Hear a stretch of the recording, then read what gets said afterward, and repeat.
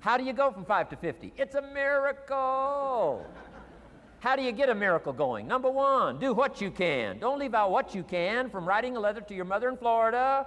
Start cleaning it all up. 2, doing the push-ups. Go from 5 to 50. It's a miracle. Number one, do what you can. Number 2, do the best you can. Here's number 3, rest very little.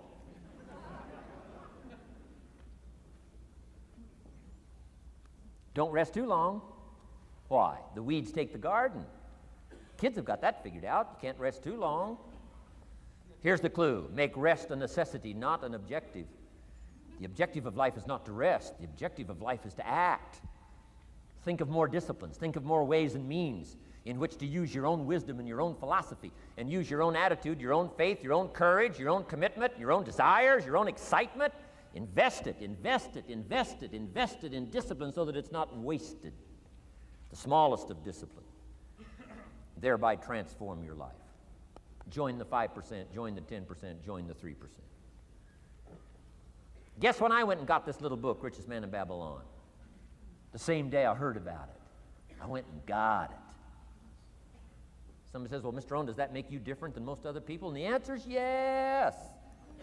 Somebody says, well, why is that? We don't know. We don't know. What do you know? You don't know. I don't know. None of us knows.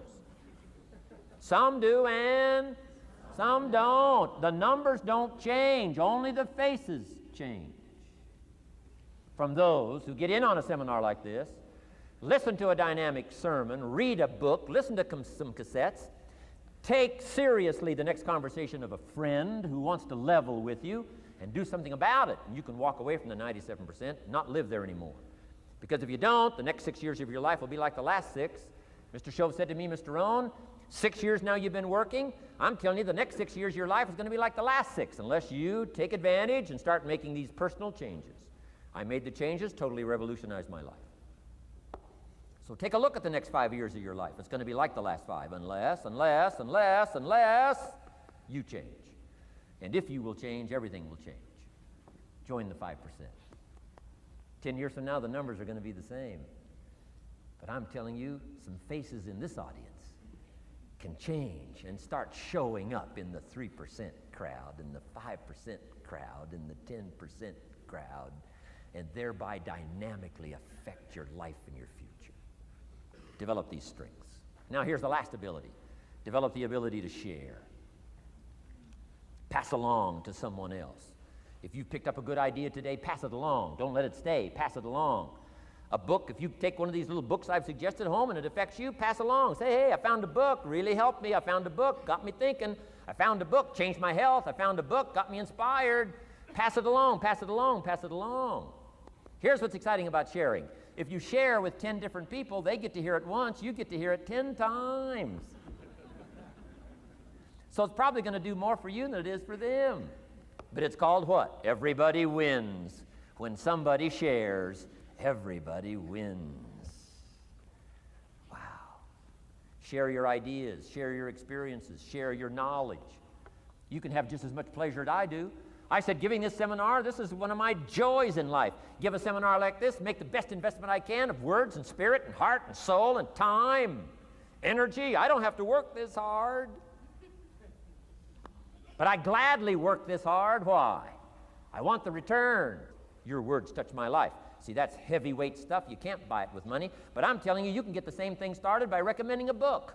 Somebody will read that book, and then they'll read another one, and they'll read another one, and they'll come to you someday and say, you got me started. That book you recommended turned my lights on, turned my mind around, got me thinking, got me pondering, and I've been on track ever since. You can get just as much praise as I do if you'll share with your children, share with your colleagues, share with everybody that comes within your grasp. Share. Now here's what sharing does. Not only helps you, helps the person you share with. Here's what else it does. Makes you bigger than you are. If I had a glass of water up here and it was full, question, can that glass hold any more water? If it's full, if the glass is full, can it hold any more water? The answer is yes. But for it to hold more, you got to pour out what's already in. That's what I'm asking you to do. If you're full of ideas, if you're full of good things, I'm asking you to pour it out, pour it out, pour it out. Why? I'm telling you, more will be poured in, poured in, poured in. Next, when you do pour out, you become bigger. It's not like a glass that stays the same.